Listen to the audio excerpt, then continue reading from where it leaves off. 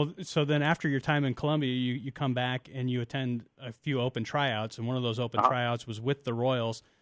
I'm very intrigued by the whole process because you hear about the teams doing this throughout the year, and it's always, well, we had 100 guys show up. How many did you take? Well, we didn't take any of them. Tell us a little bit about your experience going through those open tryouts. Well, it was funny. The Royals were not at all on my radar, and I think it's pretty safe to say that I really wasn't on anyone's radar, but except for the Padres and the White Sox, for whatever reason, just had kind of heard me through the grapevine. So they had invite tryouts that they invited me to come down to Arizona and go to, and thankfully they were on consecutive weekends. And so I decided to come out and just make sort of a mini vacation out of it, and I stayed the week in between those two tryouts. And so I went to the Padres tryout, and there were like 220 players, I believe, and there were 48 of them were pitchers. And so what we did is everybody got to pitch a half inning, so we played a 24-inning game, which was absolute nonsense. It was about the longest day ever. And like you said, at the end of it, they didn't call anybody back. They didn't sign anybody out of the tryout. So I was walking back to the car just disappointed. And there was a kid that I had struck up a conversation with and talked to a little bit during the tryout with the Padres. And he said, "Hey, are you going to that Royals tryout on Tuesday?" And I said, "The Royals? I didn't even know they had a tryout. I didn't get invited. I'm not going to go." And he said, "Well, no, it's actually an open tryout. You don't need an invite. Anybody can come." And I was going to be out here for the week anyway. It was like, well, shoot, might as well go. So looked up Surprise on a map. I was surprised it was a town, and found it on the map and came out there. And it was, I guess it was kind of what I expected, but at the same time was a little different. Hearing it's an open tryout, I didn't know if there's going to be people in overalls and work boots and that kind of stuff. And, I mean, there were, to be honest. But when we got there, they said, all right, we're going to do this in order. Everybody gets a number, but if you've played in the big leagues before, you get a preference. You're going to go first. You don't have to wait in line. Who here has played in the big leagues? And 6 guys raised their hand. And I looked around, and I was like, geez, maybe this is a little more serious than I thought.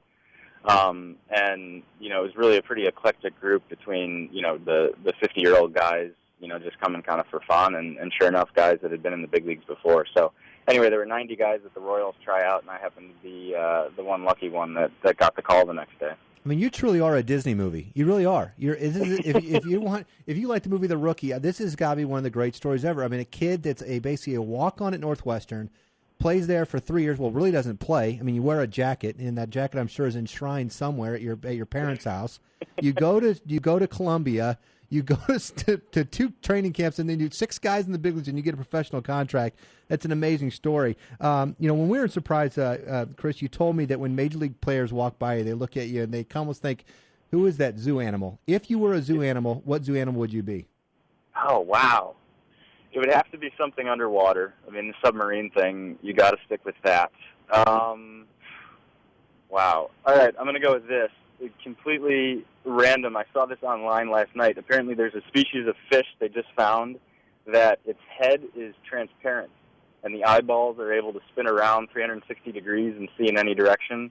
I feel like I probably get similar looks when I throw as those fish would in the sea. Would that be a balk? So as a submarine pitcher, I'm kind of curious because there aren't that many submarine pitchers in the game. You guys, to me, are kind of like the field goal kickers of baseball. So do you hang out? Is there a club of submarine pitchers? I would say there's a little bit of camaraderie. I mean, if you go to a new affiliate or you go see, the Angels AA team, we played them a bunch, and they had a guy that was more of a sidearm kind of guy. You do tend to just gravitate over to him and say, hey, how do you, throw a changeup? How do you hold your fastball? That kind of thing. There's just a little bit of a camaraderie there. And, you mentioned that there aren't that many guys in the big leagues that throw that low. I think Chad Bradford's really the only guy that's as low as me. And thankfully I've had the opportunity to meet him and talk to him a couple times and kind of pick his brain. And there's a decent number of guys that have come up to me now that, I guess apparently, I'm getting better at baseball or something because people are asking me for help. There's been a couple guys that have come up to me and just said, "Hey, what do you do? What do you throw? How do you go after hitters and that kind of stuff?" There's definitely a camaraderie because there's really no book on how to throw a submarine or how to get guys out that way. It's just kind of trial and error. And so as much as you can talk to other people and see what's worked for them, it helps you out. One thing about you that obviously there's plenty of interviews you've done on the web that you can look up, Chris Hayes and look up, Major League Baseball or Royals, and you can come up with some of the funniest interviews that you've done. But you're a chess player. You played chess growing up as a kid. So my question for you is, as a chess player and a fan of chess, did you ever feel the need to go search for Bobby Fischer? It's funny. The actor who played the character in Searching for Bobby Fischer. Right. I think his name was Max Pomerank or something. Max. He was actually he was Andy a chess player, and shortly after that movie came out, I played him in a tournament in California. So yeah, I have a direct connection to the movie. Yeah, I mean, I think it's sort of a weird path to go from the chess table to the baseball field. Did you beat him? I did beat him, yeah. So tell me about. I mean, if you had to go and you're going to say, when you make it up to the big leagues with the Royals, are you going to Central Park when you play the Yankees to get in a chess game before you have to go out to the ballpark? Of course, you got to. I mean, they play in Chicago too, and I'd go down to North Avenue Beach and play a little bit. So are you a hustler? Yeah, Do you hustle people in chess? Funny story. I was actually a lot better at chess when I was younger than I am now. And when I was a little kid, I one time was in San Francisco, and I was walking down the street with my dad, and he had me walk up to some guys and just say, hey, I don't really like playing chess, but do you want to play my son? And the guys are like, oh, yeah, sure, no big deal. And I was too young to really know the difference, but I guess, I don't know if my dad had put $5 on the game with the guy or whatever, but anyway, sure enough, I beat the guy. So I guess sort of unknowingly I've hustled before a little bit.